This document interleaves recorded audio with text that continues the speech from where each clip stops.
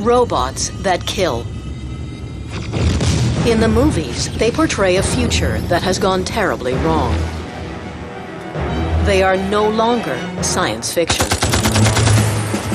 The demand for robots is growing and growing very rapidly. Robots can save lives. Remotely piloted aircraft allow us to project power without projecting vulnerability. What happens when armed robots can think for themselves?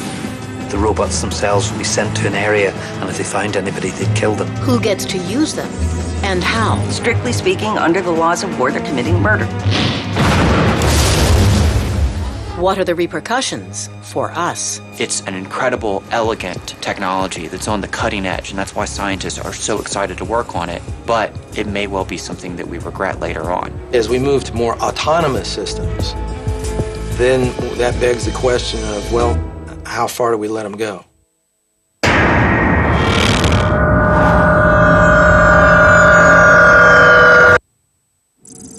For the first time in human history, it's possible to kill someone on the other side of the planet in real time by remote control.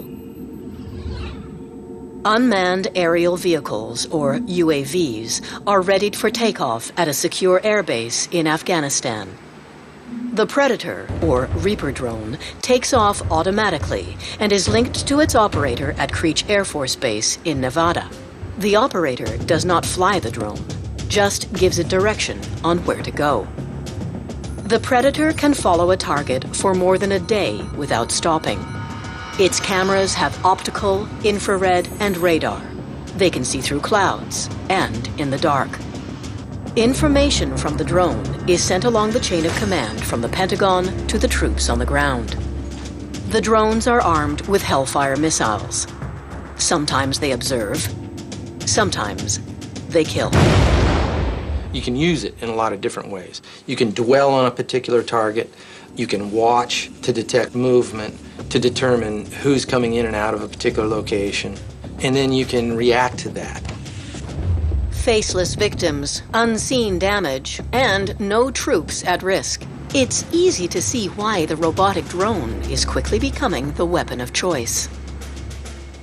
In this year alone, 2009, in the Air Force, we trained more remotely piloted aircraft pilots than we did fighter and bomber pilots. The number of remotely piloted aircraft combat air patrols that we've flown has increased well over 300%. So the demand is clearly been growing, and it continues to grow. Drones are the beginning of a major shift in how war is fought. There is a surge in robotic systems, in operation or on the drawing board. We went into Iraq with a handful of drones, pilotless planes, unmanned aerial systems, whatever you want to call them. We now have over 7,000 in the U.S. military inventory. We went on the ground with 0 unmanned ground vehicles. We now have over 12,000. And the U.S. is only one player in this unmanned revolution. There's 43 other countries that are all building, buying, and using military robots. Peter W. Singer is the director of the 21st Century Defense Initiative at the Brookings Institution. His latest book is about the rise of robotics in conflict. This is something incredibly important happening in not only the history of war itself, but maybe even the history of humanity overall. We think of war through the lens of history, where battles were fought by countries with formal militaries. But war isn't like that anymore. We are, in many cases, fighting what has been called asymmetric warfare against insurgents or guerrilla forces that are not a state, where one side has the power, has the technology, has the financial muscle. The other side has the very highly motivated troops on the ground. Insurgents are reluctant to directly engage a superior force.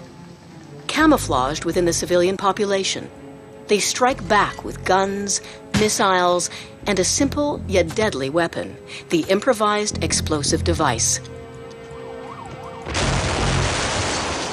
IEDs are made out of anything that explodes and are detonated by a tripwire or cell phone. They're hard to spot, difficult to defuse, and deadly.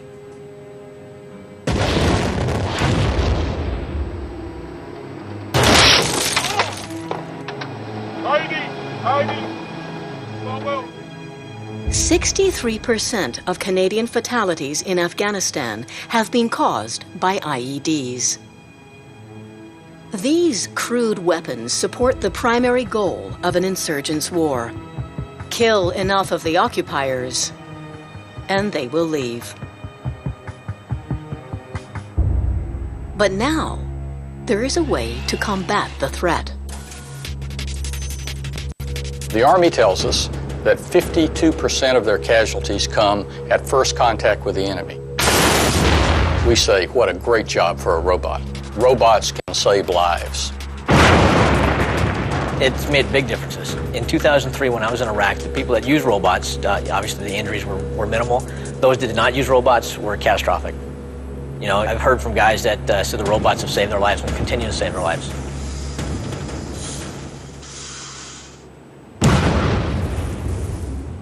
This is potentially a lost soldier. This could have been a soldier. That's the ultimate appeal of unmanned systems, that you can use them and not have to worry about writing that letter to someone's mother. It makes perfect sense. Perfect logic. The demand for warbots has created a boom in the robotics industry. Welcome to AUVSI, the international showcase for unmanned systems. Billions of dollars in military spending is driving companies, large and small, to make incredible leaps in technology. It's a vertical takeoff and landing UAV. It fits into a standard backpack-sized pack. These ultrasonic pingers up here that send out clicks like a bat. This is the first appearance of these vehicles to the public. We do a lot of onboard processing inside the plane to make it smart. So we do things like obstacle detection and also do things like targeting so that the plane can autonomously follow a target. The person needs to tell it what to do, not how to do it. It actually doesn't take anybody to operate the airplane per se. There's nobody with a stick and throttle flying the airplane. The airplanes are highly autonomous. It has a laser dazzler to get people's attention. If that doesn't get their attention, then it has the lethal force, which is an M240 machine gun. The system is so easy to use that anyone can do it.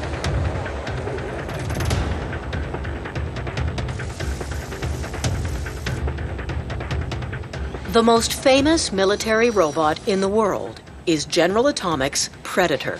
It was the first drone to weaponize. 2001 was when we first fired weapons. Of course, 9/11 happened later that year, and so the fact that we had an armed capability became very convenient, let's say.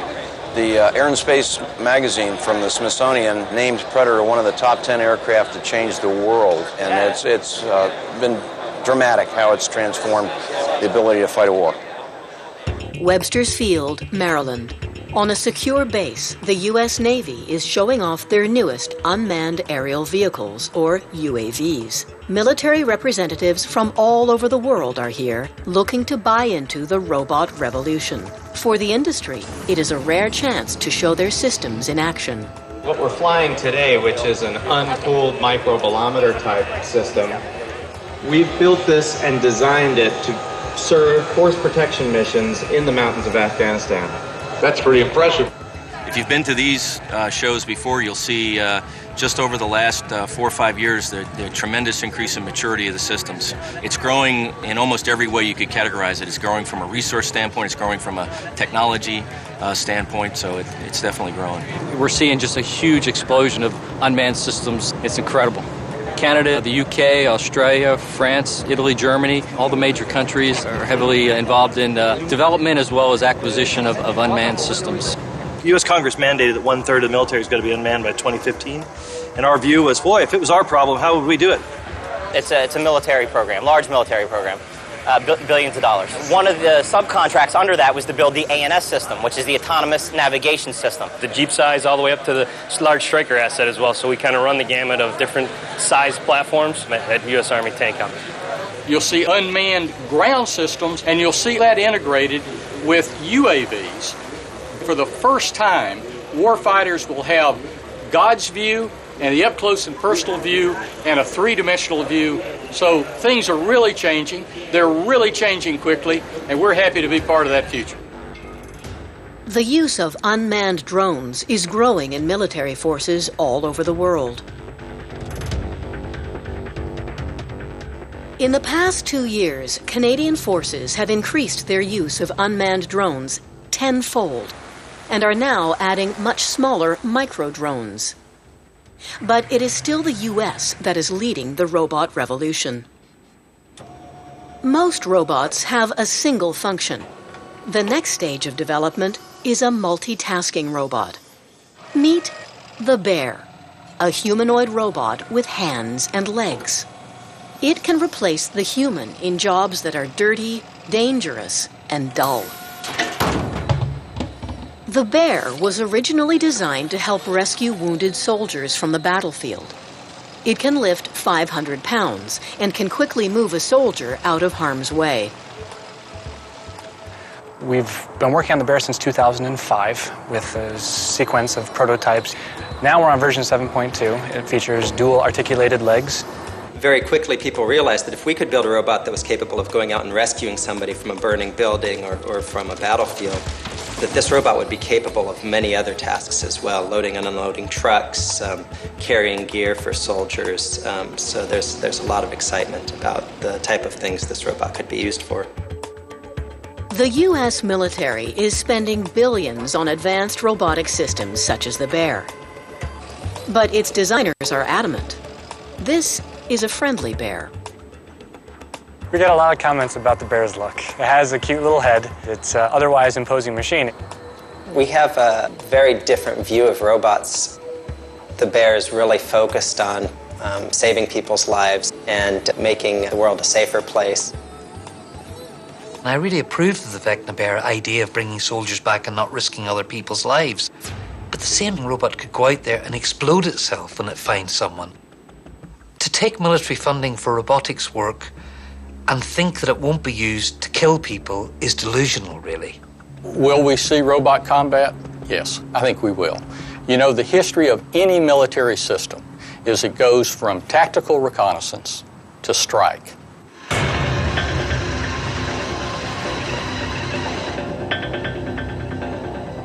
Ground robots have already been weaponized. The Mars is a remote-controlled warbot equipped with multiple cameras, night vision, infrared, and thermal imaging. It can outrun a human and is capable of lethal force. Stop where you are.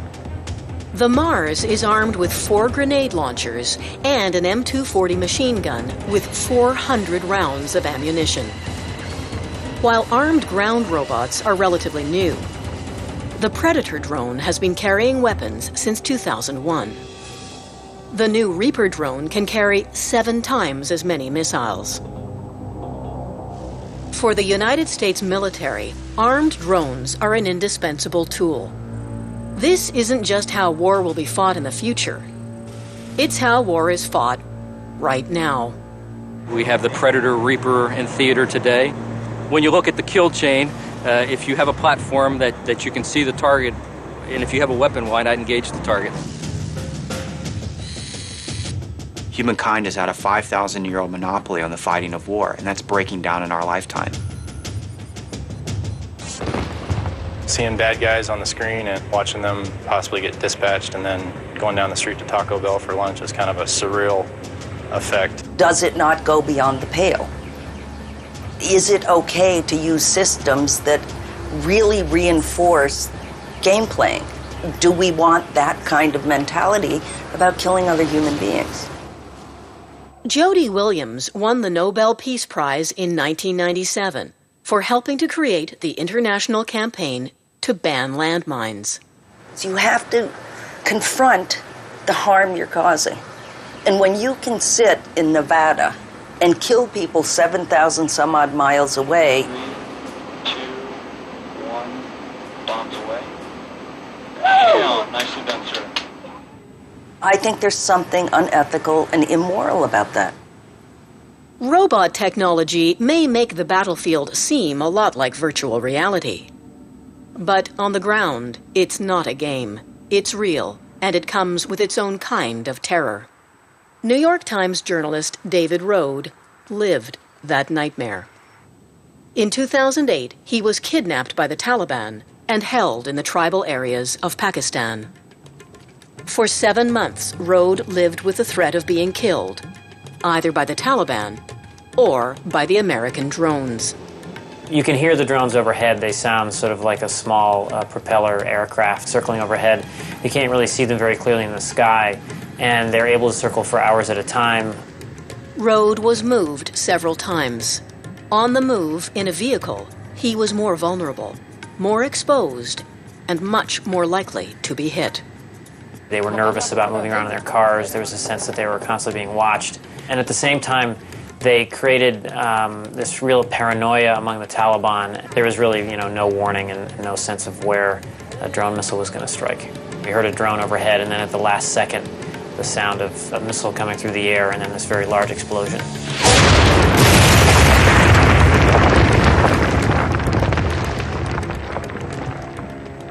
The strike was so close that shrapnel from the missile actually landed in the yard of the house where we were staying. The Hellfire missile destroyed a car in front of the house where Rode was being held. 7 Taliban inside the car were killed.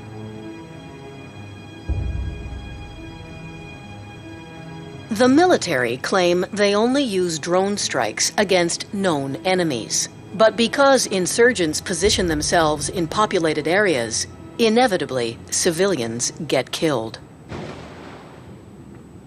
Collateral damage, as it's known, is always contentious. Remote control warfare only makes it worse. The interesting part of the debate over these drone strikes into places like Pakistan is how do you measure effectiveness?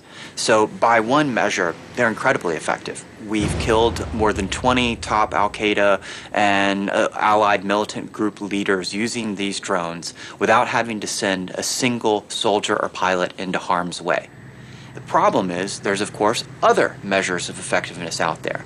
How does sending robotics out to do your fighting for you play on the ground? The Taliban saw the use of drones as cowardly. They thought it was a sign that the American soldiers weren't willing to just kind of get on the ground and fight them face to face. So, for example, one of the most lethal counters to a machine gun armed ground robot isn't a Taliban armed with an AK-47. It's a young 6-year-old Afghan boy sent out by the Taliban with a can of spray paint. They'll defeat your system for 40 cents, and you have a terrible dilemma. You can either let them defeat your system, or you can shoot a 6-year-old. These things are really complex. My fear is that we may be falling into the very same trap that the Israelis have fallen into in their strikes, where they've gotten very good at killing Hamas leaders, but they've gotten very bad at preventing a 12-year-old from wanting to join Hamas. You may be able to win the war with a remote control weapon, but can you win the peace? Can you win the hearts and minds of people? The use of warbots has a major challenge, and it's not the technology. People find the idea of a killer robot disturbing, so much so that it has become a serious issue for the military. I have shot missiles in theater. I have decided not to shoot missiles in theater.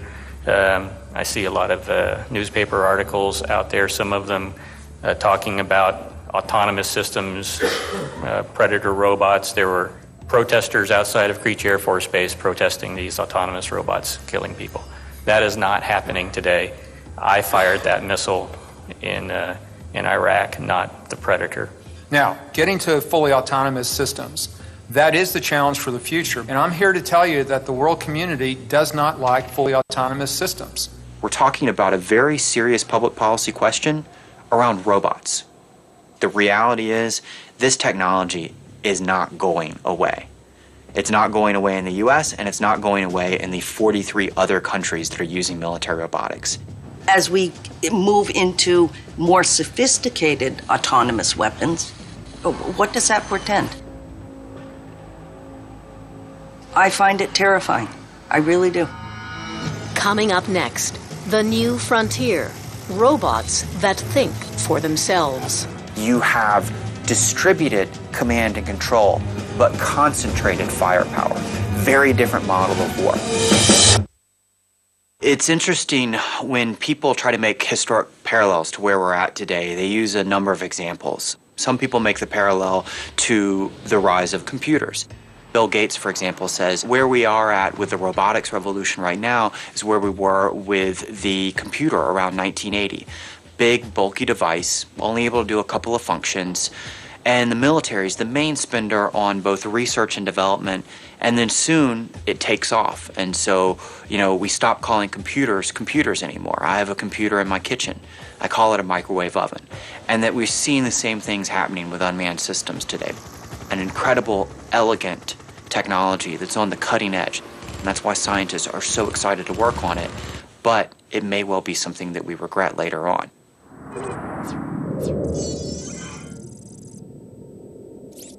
Nobody knows war like Israel. They have been in conflict for their entire history, both with other states and fighting a controversial insurgency within their own borders. Unfortunately, we are fighting for the last 60 years, and we have to be all the time more advanced than our enemies and to create capable systems to defend our country. The requirement for UAVs is increasing exponentially. Israel has turned to technology for tactical advantage. They were the first nation to use drones in combat. Their expertise in robotics has created a thriving export market. This is the final station of our production line, where we bring over the air vehicles, the ground systems, the payloads, and the communication. Currently, we have a backlog of, last time I checked, was 2.5 years ahead of us. We have a variety of systems, from the small ones, mid-size, and big ones. The idea is that no matter how big you are, you will be very simple to operate. The shift in the military robotics, especially in ground robots, it is taking time, but it is unstoppable. This robot is called iDrive. It's Israeli made.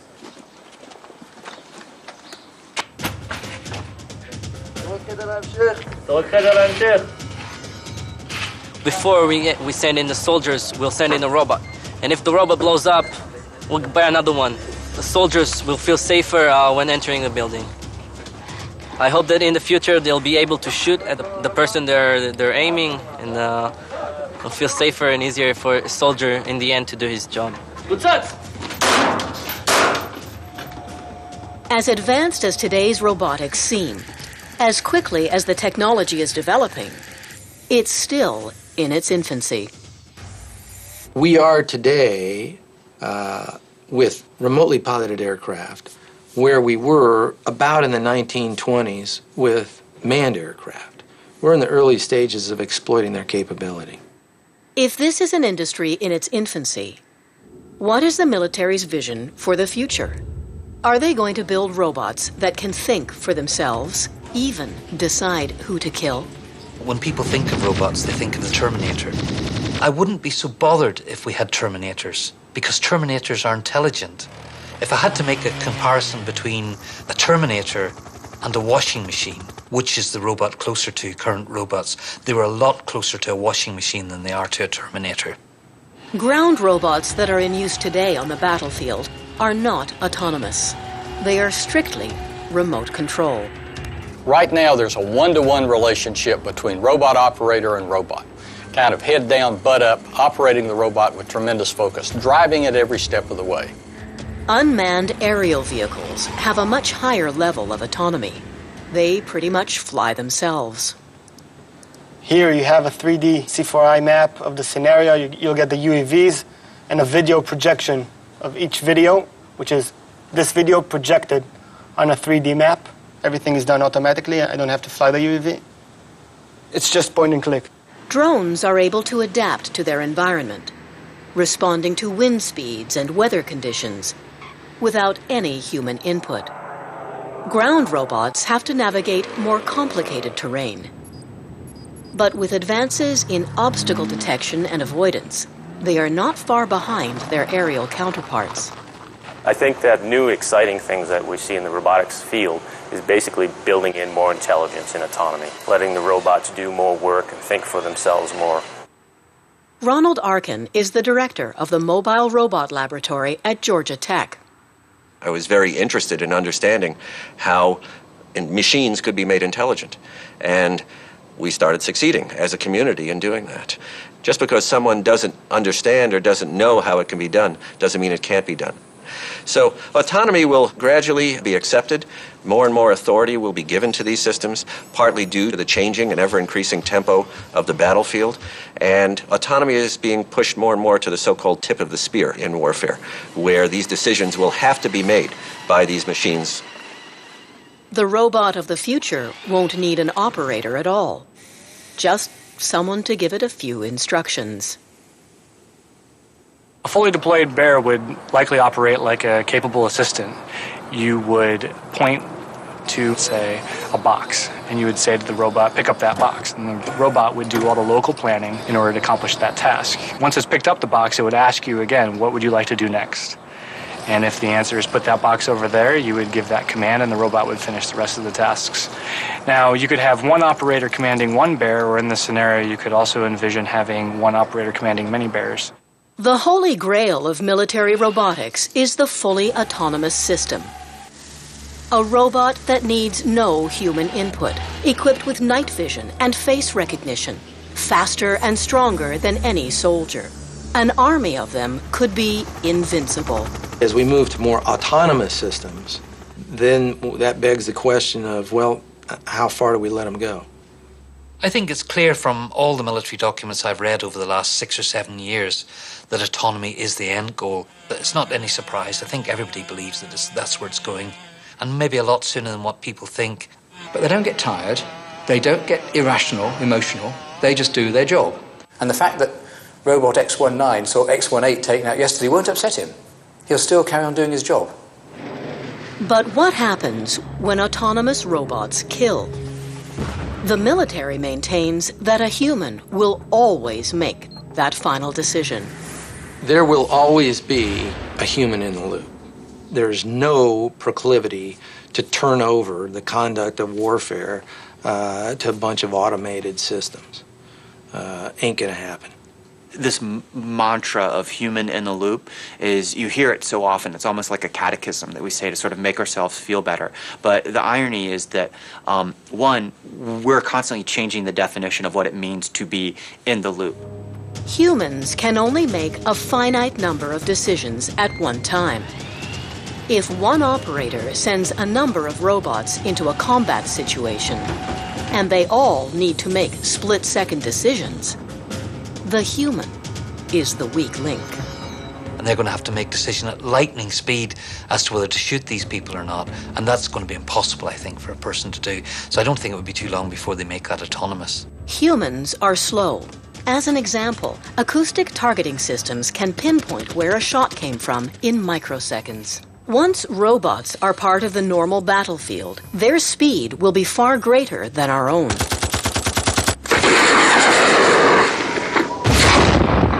Having people in the loop slows things down. Our wetware, our brains operate at a fixed rate. But our brains do give us one advantage over robots: the ability to reason. We have to double check with higher Human judgment is critical in operations on the ground. Programming that kind of decision-making into an armed robot is still beyond technology's grasp. For instance, Marines were standing near an alleyway and they saw insurgents in the alleyway. They immediately became alerted, pointed their machine guns at them, noticed they were carrying a coffin. So what they did was they lowered the machine guns, took off their helmets, bowed their heads respectfully and let the insurgents pass. So, would a robot know to do that? You could obviously program into it, don't kill insurgents carrying a coffin. And now you're going to have every insurgent in the world carrying a coffin with them.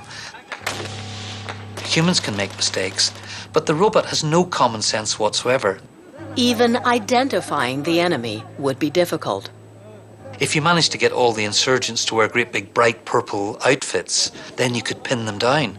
But at the moment it would all be impossible to get a vision system that could work on the difference between a child even and a soldier.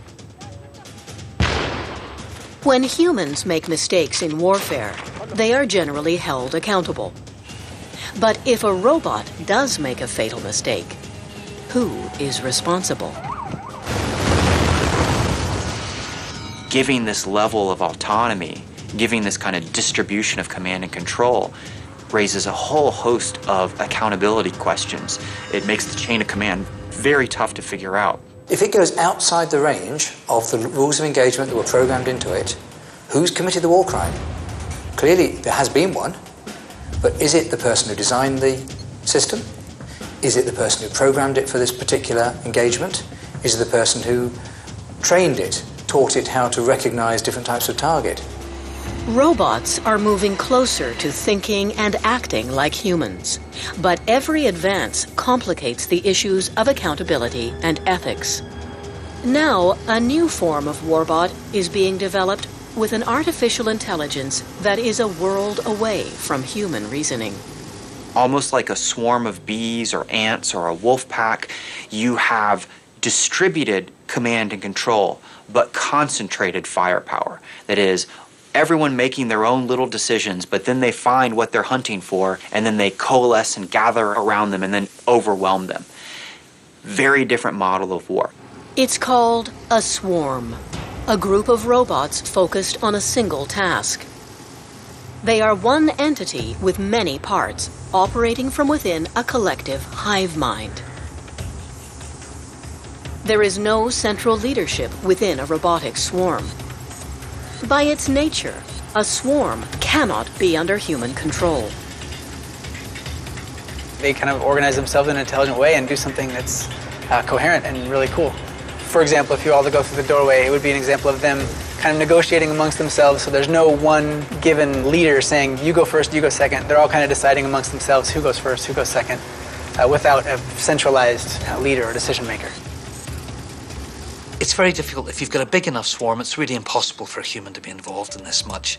They can send them in, they can call them off, but they can't see much what's going on. Too many images, too much data.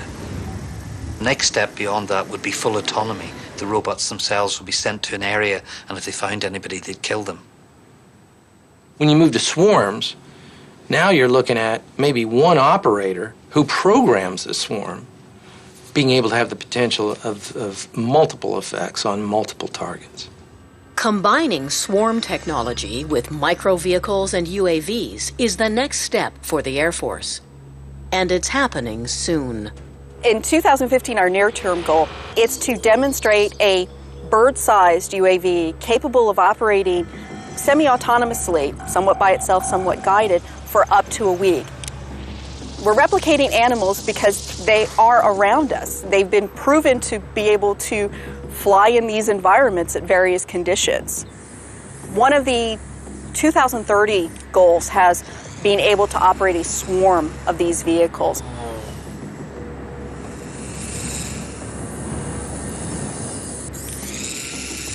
It's not science fiction, but it is way out science. Swarms capable of self-navigation, face recognition, and lethal force are likely inevitable. But will they be used before they can be programmed to reason and discriminate?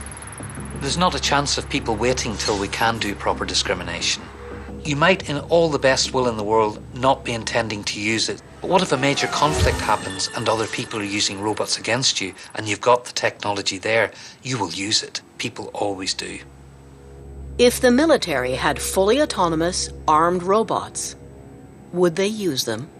Generally speaking, if the target is lawful and you otherwise comply with the law of war, it doesn't matter how you kill him or her.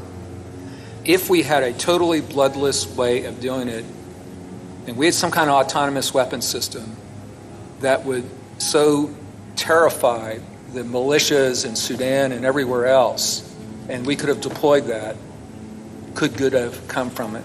Perhaps it might have. I don't feel better if a lot of Americans die in the effort. I'm okay with all of them dying in the effort. I cannot imagine how much easier it will be for them when it's autonomous weapons, nobody goes and gets killed, everybody else is the one who gets killed, and we think that's okay. Next, spies, robots, and the rules of war. You're setting up the precedent that people can be killed pretty much at will. That really amounts to lawlessness.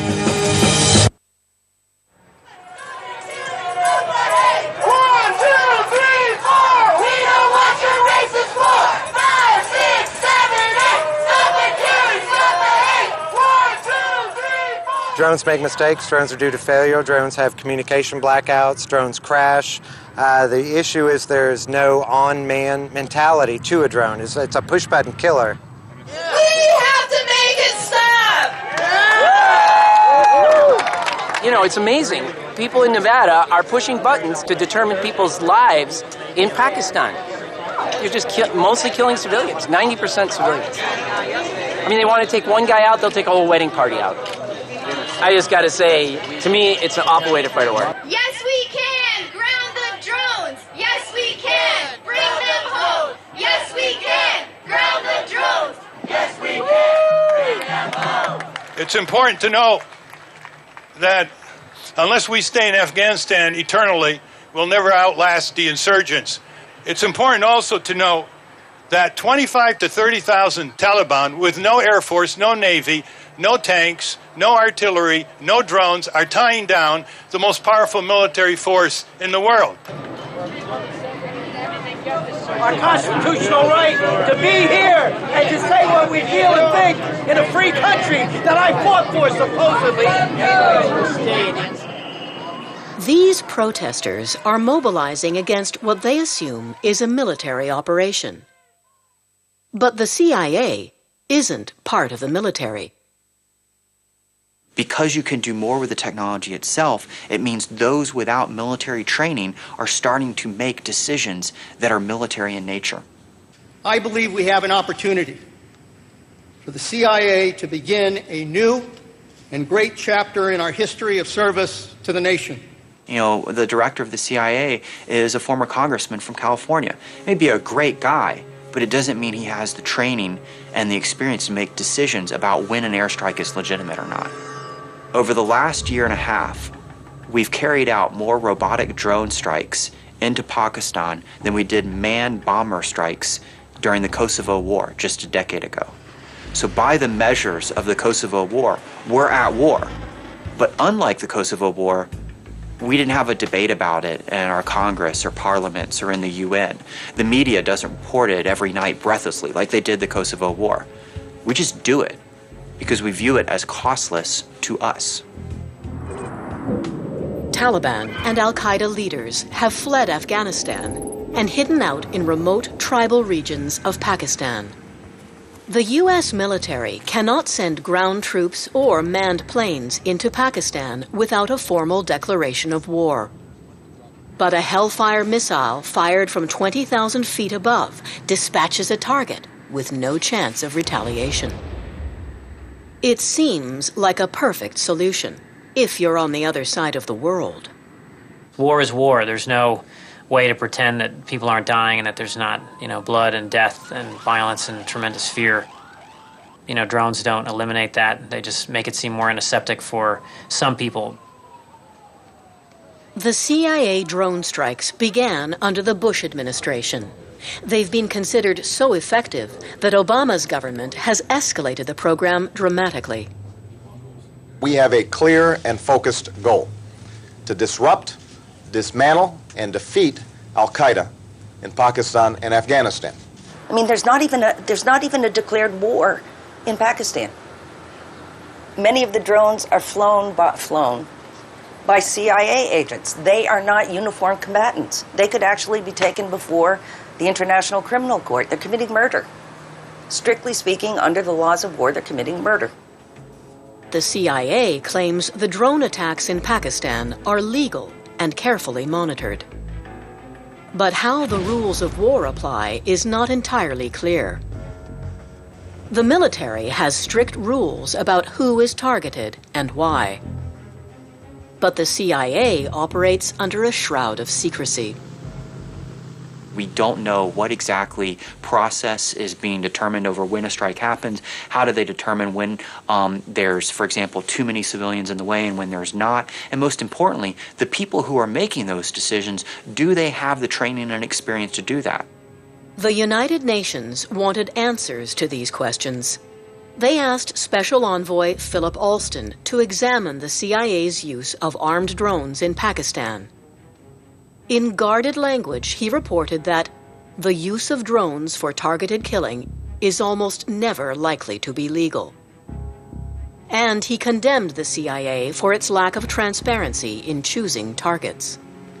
The report that I just presented to the UN Human Rights Council looked at a whole range of issues. There are strict limits as to who you can target and so on. Now, the concern is that the US Department of Defense pretty much follows those sort of rules and prides itself on doing it professionally. The CIA, on the other hand, as far as we know, does not have such structures in place. Now, it's conceivable that they do. The problem, of course, is that they will say nothing. They don't have rules. That's the whole point. And even if they do, nobody knows what they are, because they're internal and top secret, because if you tell anybody, then they'll know what you're doing. And I keep thinking, hello, the people in Pakistan know what's happening. We pretend that there's no drone program. The people who are being killed know there's a drone program. Without any apparent irony, those speaking for the CIA respond that they can neither confirm nor deny its involvement in any such program. But they can confirm with certainty that no more than 50 civilians have been killed and that there is full domestic accountability. When your enemies hide in other countries, using robots to find and kill them seems like a reasonable response. But if there is no accountability, being able to kill anyone, anywhere, may be opening Pandora's box. The assumption that tends to be made, at least in the United States, is, well, of course you've got to take that person out. There is no other option. The international law response is that really amounts to lawlessness. The cost of taking out these individuals is actually far greater than one thinks, because you're setting up the precedent that people can be killed pretty much at will. Those in power are the ones who write the laws, right? The United States is excellent at doing what it wants, and saying that the other guy doing the same thing is somehow breaking the rules. You can do that if you have the biggest military in the world, apparently. And everybody knows that you're capable of invasion. We've done it a lot. As ground systems, autonomy, and swarm technology continue to develop, will the CIA develop a robot army? And if they do, who else will? This all sounds like a bad Hollywood movie, but I'm not making this stuff up. And so one of the sort of fundamental questions in a revolution in a technology is not only what can you do with the technology, but who gets to use it? What organization should be allowed to use it? What organization should not be allowed to use it? If they can use those autonomous weapons, the sky's the limit, I would say, about what they can use in the future without oversight. It's a future I don't want to think about.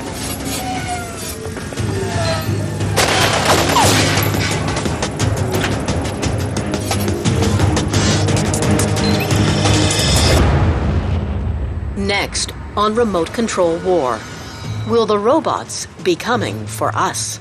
Risk-free war is risk-free to the military, but it's not risk-free to your civilians. Military robots are changing the nature of global combat. They're removing soldiers from the battlefield, mimicking the animal world, and rewriting the laws of war. But could they also be turned back on us? These technologies, and in this case we're talking about unmanned systems, warbots. These technologies aren't like an aircraft carrier. They're not like an atomic bomb, where you really do need a large structure, a large industry to be able to put this thing together. How easy is it to make your own UAV?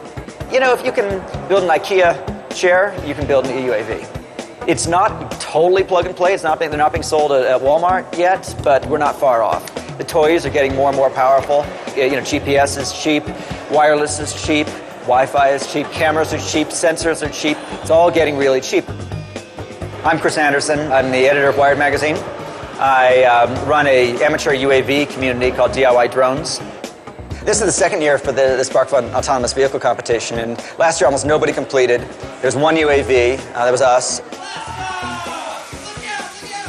The goal of the SparkFun competition is to build a vehicle that can go around their building, all by itself. I'm from Victoria, BC. I'm from London in the UK. From Oklahoma. New York City. I'm 15 years old. I'm actually grounded. My grades plummeted because I was too busy working on this project. Slow and steady wins the race. Slow and steady wins the race. Looking pretty good. I hope it doesn't hit that pothole up there. Is that our second completion for the day? Number 2! The military is pumping billions of dollars into autonomous robots.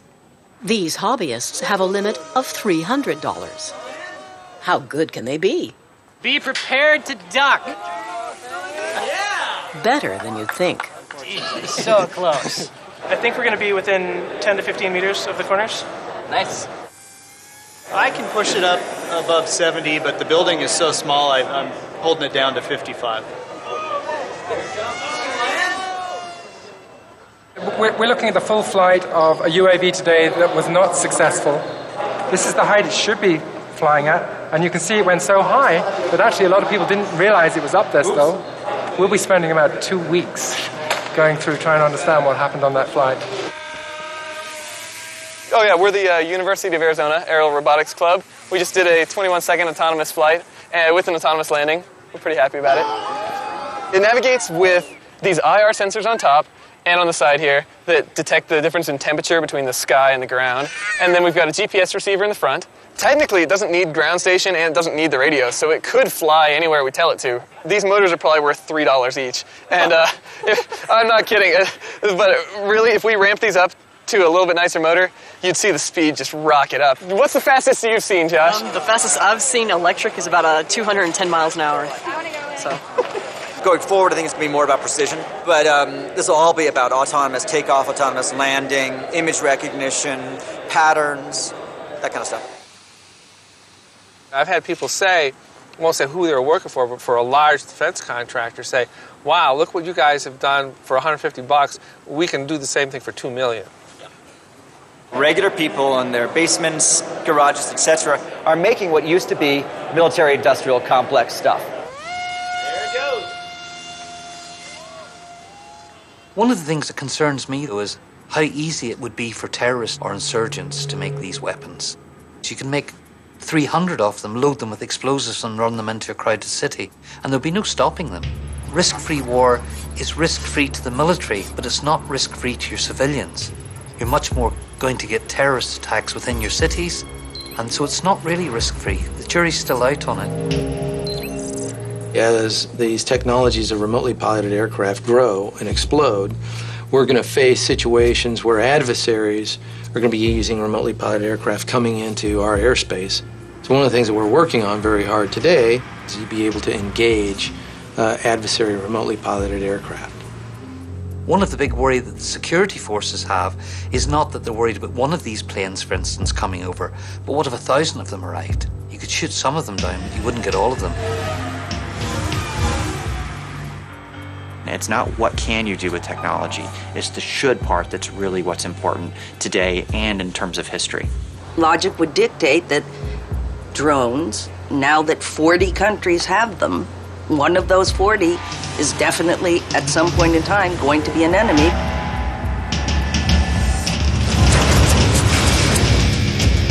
And if they can use them, we'll have more on our hands than planes flying into the Twin Towers, won't we?